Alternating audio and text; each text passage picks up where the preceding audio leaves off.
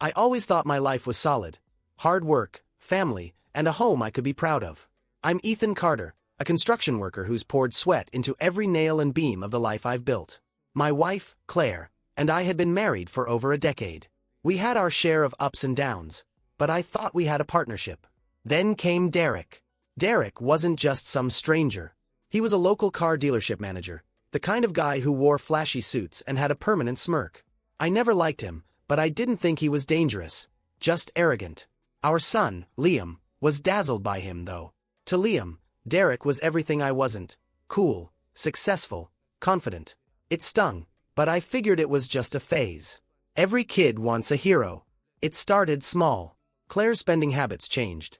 New clothes, spa days, even expensive jewelry she'd never shown an interest in before. She brushed it off, saying she wanted to treat herself after years of being thrifty. I didn't think much of it. She deserved nice things, right? But the math didn't add up. I'm good with numbers. In construction, precision matters. And our family account was coming up short. I worked late one night and came home exhausted, expecting dinner on the table or at least a quiet evening. Instead, I found a credit card bill on the counter. The total knocked the air out of me. Thousands of dollars charged to high-end restaurants, luxury stores, even hotel stays I knew nothing about. My heart raced. Something wasn't right. Claire came in, humming a tune, carrying a shopping bag. She froze when she saw me holding the bill. "What's this, Claire?" I asked, keeping my voice calm, though my chest was tight. She glanced at the paper and laughed nervously. "Oh, that's just stuff for the house, groceries, you know." "Groceries don't cost thousands," I said, my tone sharper. "And last I checked, we didn't need anything from the Ritz." Her face fell for a split second before she recovered. "Don't be dramatic, Ethan. It's nothing. I'll pay it off next month." The dismissiveness stung more than the bill itself. Something in her tone, casual, almost cocky, set off alarm bells. That night, I couldn't sleep. My mind replayed the past few months, every strange moment, every excuse. I hated doubting her, but the numbers didn't lie. I started digging. I went through statements, receipts, even the trash. And there it was, a charge for a weekend getaway at a 5-star hotel. She'd gone there while I was working overtime to pay for Liam's school trip. The reservation wasn't for one, it was for two. I didn't confront her right away. I wanted proof, undeniable proof. So I waited, bided my time, and tried not to let the growing pit in my stomach swallow me whole.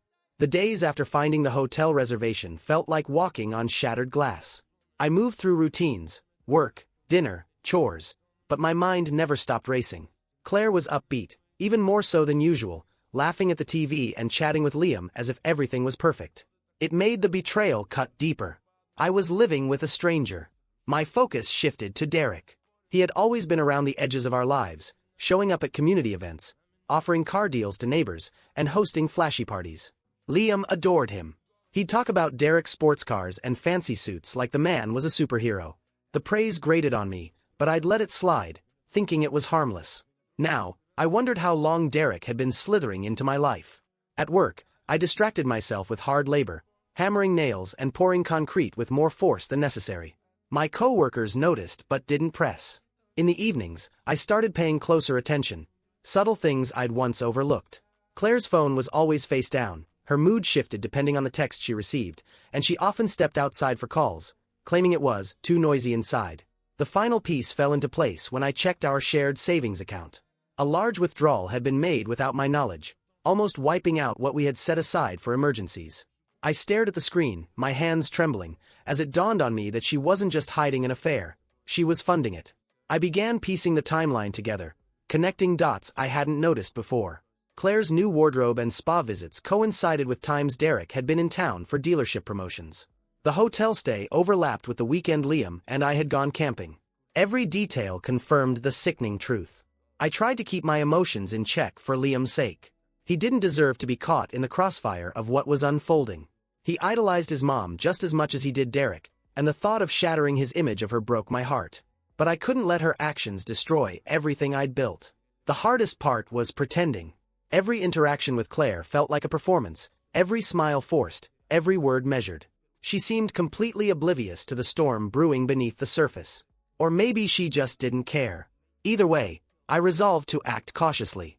I needed a plan, and that meant staying one step ahead.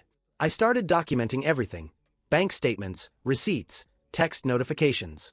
I even took photos of her late-night outings when she thought I was asleep. The betrayal burned like an open wound, but anger kept me steady. If she wanted to play dirty, I would ensure she didn't walk away unscathed. By the end of the week, I had all the evidence I needed. It was time to take back control. Once the full picture came together, I realized I couldn't confront Claire outright. Not yet. Anger clawed at me, but I forced myself to think strategically. If I acted rashly, I could lose everything, especially Liam. He was my anchor, the one thing that kept me steady through this storm. If Claire's betrayal blew up, I needed to make sure he stayed with me, safe from the mess she had created. The first step was securing my finances. Claire had already dipped into our savings, so I couldn't risk her having access to the rest. Quietly, I opened a new account in my name and moved what I could without raising suspicion. It wasn't much, but it was enough to cover the basics for Liam and me if things went south. At work, I started taking extra shifts. My boss thought I was angling for a promotion, but in truth, I just needed the money. Every dollar mattered now. I even started bringing lunch from home instead of buying it at the diner down the street. Small sacrifices felt worth it if it meant giving Liam a stable future. Meanwhile, I kept a close eye on Claire. She continued her routine, acting as if everything was normal.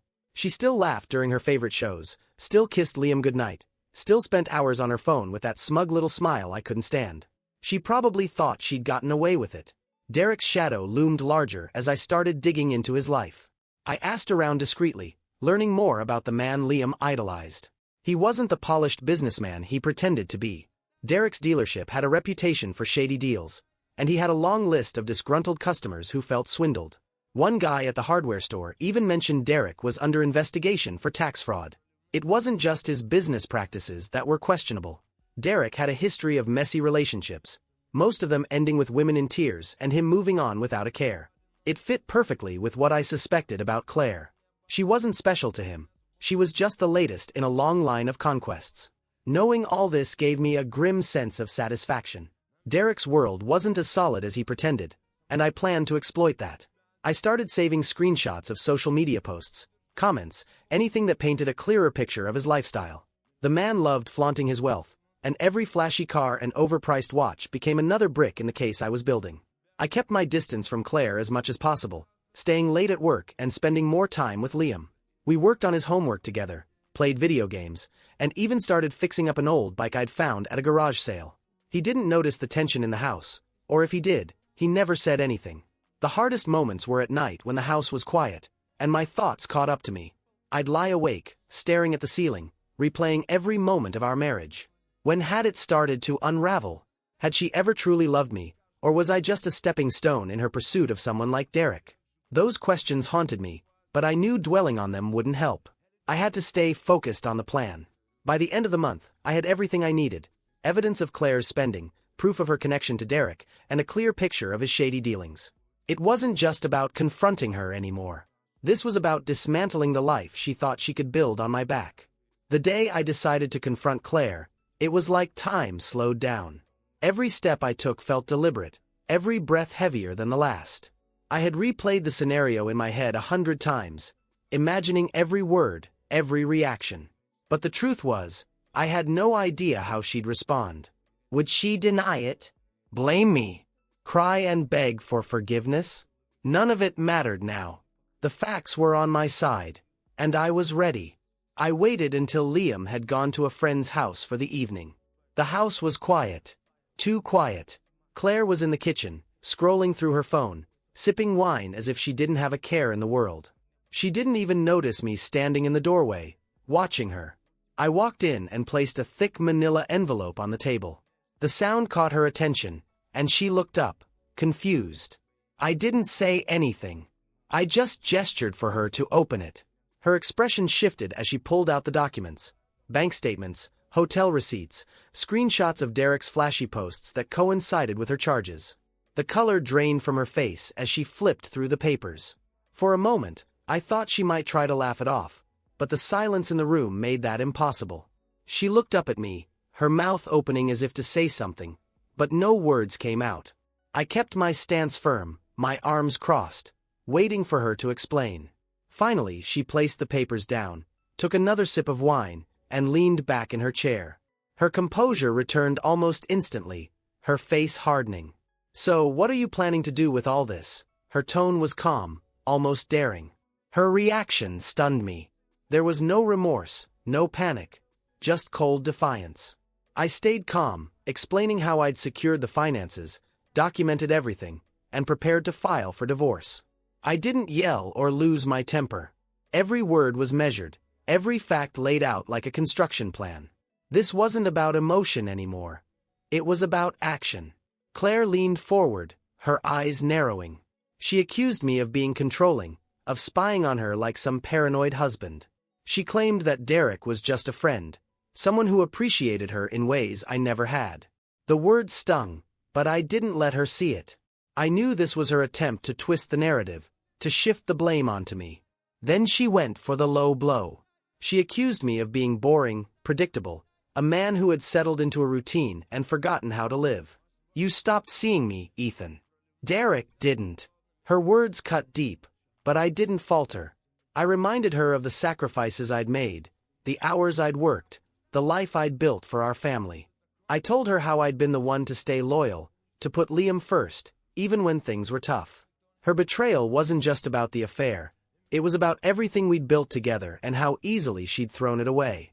The argument escalated, her voice rising as she threw every excuse at me. How she felt unappreciated, how Derek made her feel alive. It became clear that she wasn't sorry. She was just angry she'd been caught. By the time the conversation ended, there was no doubt in my mind that our marriage was over. Claire's mask had slipped, revealing a woman I barely recognized.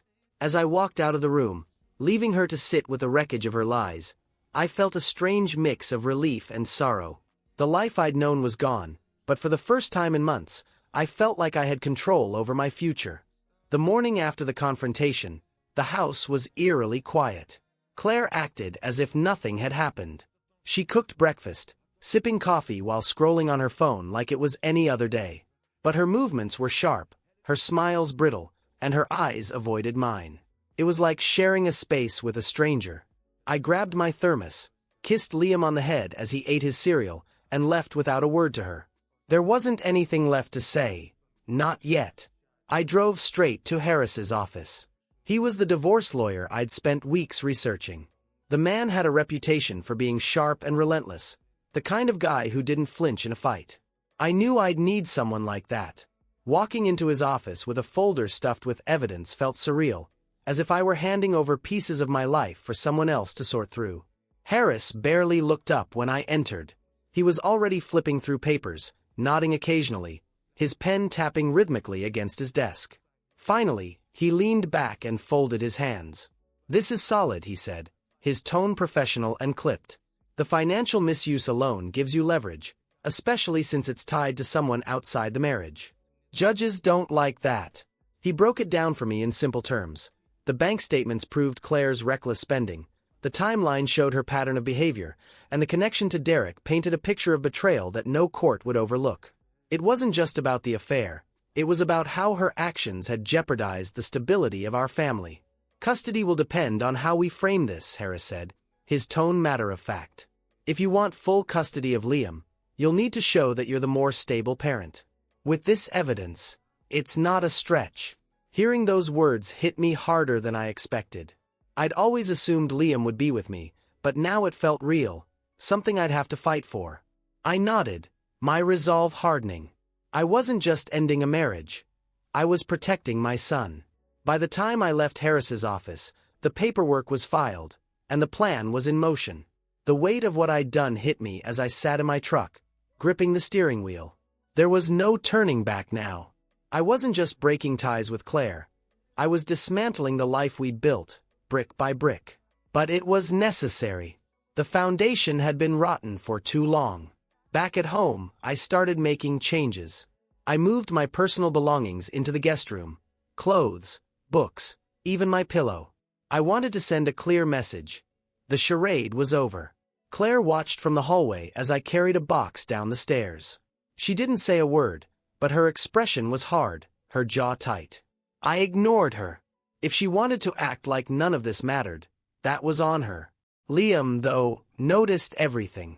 That evening, as we worked on his math homework at the dining table, he hesitated before asking, "Dad, is everything okay? You and Mom aren't talking much." His voice was small, cautious. My chest tightened, but I kept my tone steady. I told him that sometimes adults go through hard times and need space to figure things out. I promised him that no matter what happened, he was my top priority. He nodded, his little brow furrowed like he was trying to solve a puzzle too big for his young mind. I wanted to tell him everything but knew he deserved to be shielded from the worst of it. The next week passed in a tense blur. Claire acted colder, more distant, but not in a way that seemed apologetic. It was almost like she was testing me. She stopped hiding her phone calls, and her laughter at texts became louder, more deliberate. She was flaunting it, daring me to react.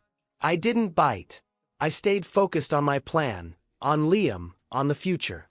When the divorce papers were served, Claire's response was as unsettling as everything else about her lately. She opened the envelope at the kitchen table while I stood in the doorway, watching. Her face was unreadable as she scanned the contents, her fingers lingering on certain pages. I expected yelling, tears, maybe even a desperate attempt to bargain. Instead, she set the papers down, picked up her phone, and walked out the door without a word. The slam of the door echoed through the house. That evening, Liam asked where his mom was.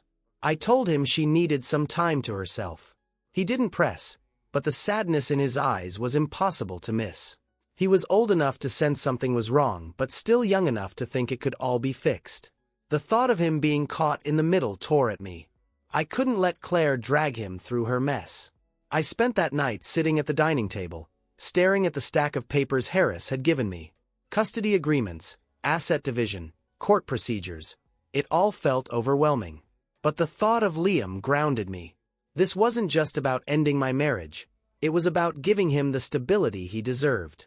Over the next few days, the house felt like a battleground. Claire avoided me but made her presence known in other ways. Lingering phone calls, pointed comments to Liam about how Daddy's been busy lately. It was subtle, manipulative, designed to make me look like the villain without ever saying it outright. But I didn't rise to the bait. I kept my focus on Liam, helping him with his bike project, cooking his favorite meals, and making sure he knew I was there for him. Claire finally broke her silence one evening, cornering me in the living room after Liam had gone to bed. Her tone was sharp, her words calculated. She accused me of spying on her, of being controlling and petty. She claimed the divorce was a mistake, that we could work things out if I just let go of my insecurities. Her words stung, but I didn't engage. I let her rant, her voice rising with every accusation. When she finally ran out of steam, I calmly told her that the papers had been filed, and there was no going back. Her face twisted in anger, but I held my ground. This wasn't about her anymore. It was about reclaiming my life. As I climbed into bed that night, I felt a strange mix of exhaustion and relief. The hardest part was over. Now it was about seeing it through, one step at a time. The days following Claire being served were like watching a controlled demolition. At first, nothing seemed to change. She continued her routine, cleaning, cooking, and going about her day as if the papers were just another piece of mail. But beneath the surface, cracks began to spread, and it wasn't long before everything started falling apart. Claire's first move was denial. She didn't acknowledge the papers or bring them up in conversation. Instead, she focused her energy on small acts of defiance. She would take longer showers, conveniently using up all the hot water before I got home. She left her phone charging in plain sight, messages from Derek lighting up the screen like a challenge. I ignored it all, refusing to give her the reaction she wanted. I knew the real battle wasn't in petty power plays, it was in court. Then came the social fallout.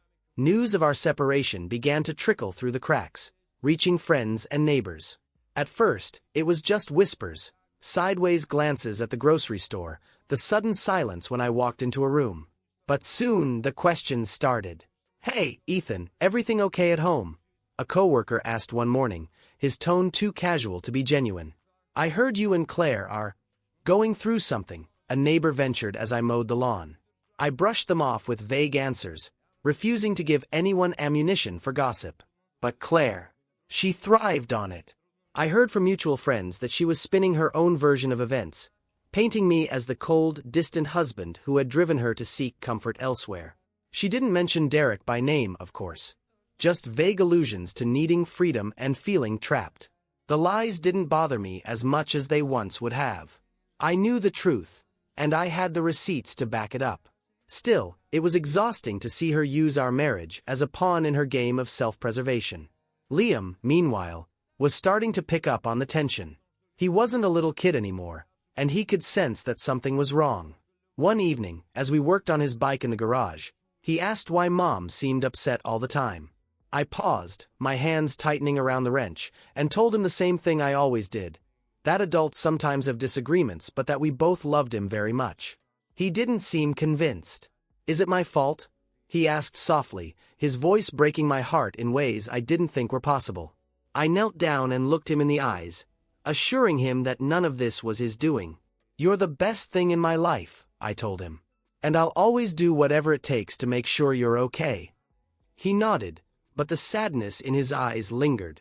It was a reminder of what was at stake, why I couldn't let Claire and Derek's selfishness ruin the one thing that mattered most: Liam's future. As the legal process moved forward, so did Claire's attempts to manipulate the situation. She began posting cryptic messages on social media, playing the victim for anyone who would listen. "Sometimes, you give everything and it's still not enough," one post read, accompanied by a photo of her looking wistfully out the window. The comments were filled with friends offering support, validating her narrative. I stayed off social media entirely, focusing instead on preparing for the custody hearing. Harris advised me to keep records of everything: text messages, social media posts, even Liam's schedule. "Judges like consistency," he said. "Show them you're the stable parent." Claire, on the other hand, seemed oblivious to how her behavior might be perceived in court. She started going out more, staying out late without bothering to explain herself. Liam asked about her absences, but I could only shrug and change the subject. It was clear she was trying to reclaim some sense of control, but in doing so, she was only giving me more evidence of her instability. The day she brought Derek into our home was the breaking point. I came home from work to find his car parked in the driveway, its glossy paint job catching the late afternoon sun. Inside, Claire and Derek were sitting at the kitchen table, their voices low but unmistakably familiar. I didn't say a word. I just walked past them, grabbed a beer from the fridge, and went out to the backyard. My hands shook as I twisted off the cap, but I forced myself to stay calm. Reacting now would only give them more power. Still, the sight of Derek in my house, sitting at the same table where Liam did his homework, was almost too much to bear. That night, I emailed Harris, detailing the incident and attaching photos of Derek's car in the driveway. "This will work in your favor," he replied. "Keep documenting everything." Claire didn't mention Derek's visit, and I didn't ask. But the silent war between us grew colder, sharper. She started pushing boundaries, testing how far she could go before I snapped. But I refused to play her game. Every move she made, I countered with quiet precision, knowing that the real fight was yet to come. Liam, oblivious to the undercurrents of tension, kept me grounded. His bike project became our sanctuary, a place where the world's problems didn't exist. As we worked side by side, his laughter cutting through the heaviness, I found myself more determined than ever to protect him from the storm raging around us. This wasn't just about ending a marriage anymore. It was about preserving the one thing that truly mattered, and I wasn't going to let Claire or Derek take that away from me. The custody hearing loomed closer, a date circled on my calendar that felt like the point of no return. Preparing for it became my singular focus. Harris was relentless, walking me through every scenario, every question I might face in court. His confidence was reassuring, but the stakes felt higher than anything I'd ever tackled in my life. This wasn't just about dividing assets, it was about Liam. Claire's behavior, meanwhile, only strengthened my case. She had fallen into a pattern of late nights, missed dinners, and vague excuses that left Liam wondering why his mom seemed so distant. I kept documenting everything: her absences, the time she left Liam with me to go out, and every instance where she prioritized herself over her family. Liam didn't say much about it, but I could see the confusion in his eyes. He asked fewer questions now, and I hated the thought that he might already be learning to lower his expectations. That quiet disappointment fueled me. I wasn't just fighting for custody. I was fighting for him to have a chance at something better. The day of the hearing arrived, and I felt like I was walking into a battlefield. Claire had hired a lawyer of her own, a slick, polished man who seemed more interested in appearances than substance. As we sat across the courtroom, she avoided my gaze, her posture stiff and defensive. It was a stark contrast to the woman I had once loved, who used to laugh at my bad jokes and dream about the future with me. The proceedings began with both lawyers presenting their cases. Harris was methodical, laying out the evidence with a calm precision that left no room for interpretation. He highlighted Claire's spending habits, her connection to Derek, and her growing distance from Liam. Each point felt like a blow, and though I avoided looking at her, I could feel the tension radiating from her side of the room. When it was my turn to speak, I told the court about my life with Liam, our routines, the small projects we worked on together, and the steps I had taken to ensure his stability during this turbulent time.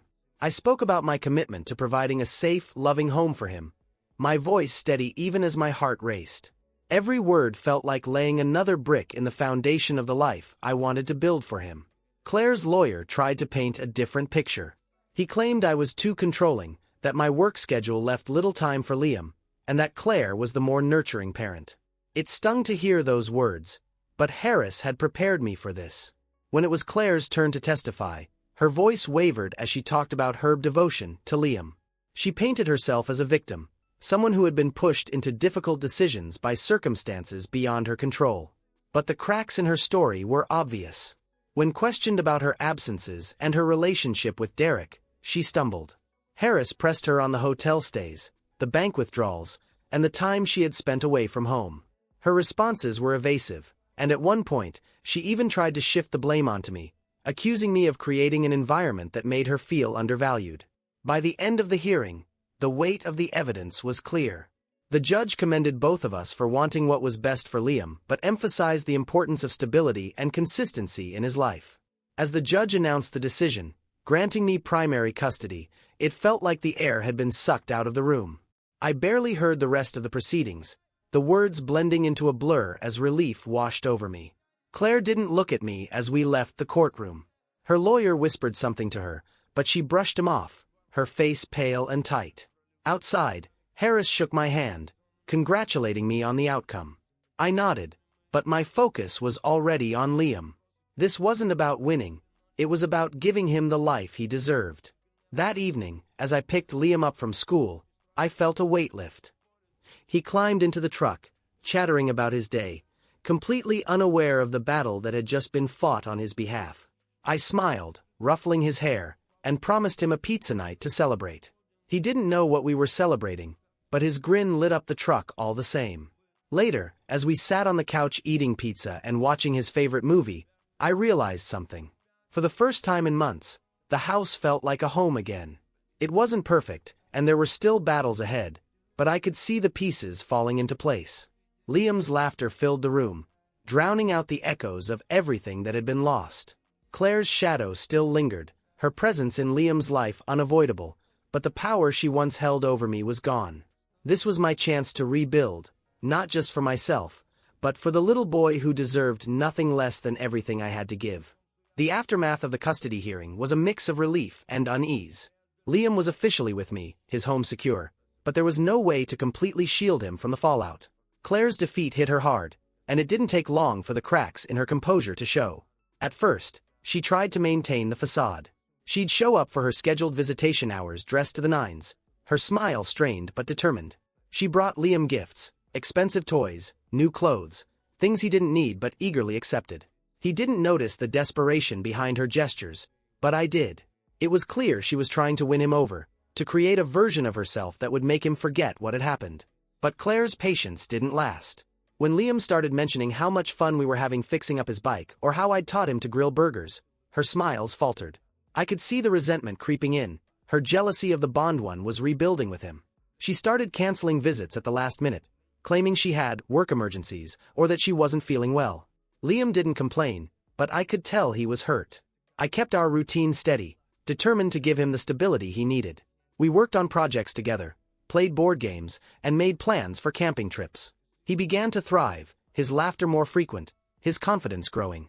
But with every step forward, Claire seemed to spiral further out of control. One evening, as I was making dinner, my phone buzzed with a text from Claire. It was long, rambling, and full of accusations. She claimed I had poisoned Liam against her, that I was using him as a pawn in some imagined vendetta. It was the first of many messages like it, each more erratic than the last. I didn't respond. Harris had warned me not to engage, and I wasn't about to give her ammunition. Then came the outbursts. During one of her visits, she lashed out in front of Liam, accusing me of turning him into my little soldier. Her voice rose, and she slammed her hand on the table, making Liam flinch. I calmly told her to leave, my focus on keeping Liam calm as she stormed out. After that, I started documenting her behavior, knowing it could be important if she ever tried to challenge the custody arrangement. Claire's unraveling didn't stop with me. Word got around the community about her connection to Derek and the divorce. Friends who once adored her began to distance themselves, and the carefully curated image she'd built over the years started to crumble. Derek, true to form, disappeared as soon as things got complicated. He sold his dealership and moved to another town, leaving Claire to face the consequences alone. Without Derek, Claire seemed lost. She started making impulsive decisions, quitting her job and trying to launch a boutique business that failed within months. Her finances were in shambles, and the life she had once flaunted began to collapse around her. Despite everything, Liam still loved his mom. He didn't understand the full extent of what had happened, and I didn't want him to. When he asked why she seemed upset all the time, I told him she was going through a tough period but that she still cared about him. I encouraged him to call her, even when she didn't answer. He deserved to have a relationship with her, even if she wasn't the parent he needed her to be. Claire's visits became less frequent, her excuses more flimsy. One day, Liam asked if he could invite her to his soccer game. I called her, hoping she'd show up, but she never did. Watching Liam scan the sidelines for her, his smile fading as he realized she wasn't coming, was one of the hardest moments I'd faced. That night, he didn't say much, but he hugged me tighter than usual before bed. Through it all, I stayed focused on Liam. We kept moving forward, piece by piece, building a life that felt solid and real. The weight of Claire's choices still lingered, but they no longer defined our days. Liam was smiling more, laughing more, becoming the bright, curious boy I always knew he could be. For the first time in a long time, I felt hope. Claire's collapse was her own doing, but Liam and I were rising from the wreckage, stronger than ever. And no matter how hard things got, I knew I'd never let him down the way she had.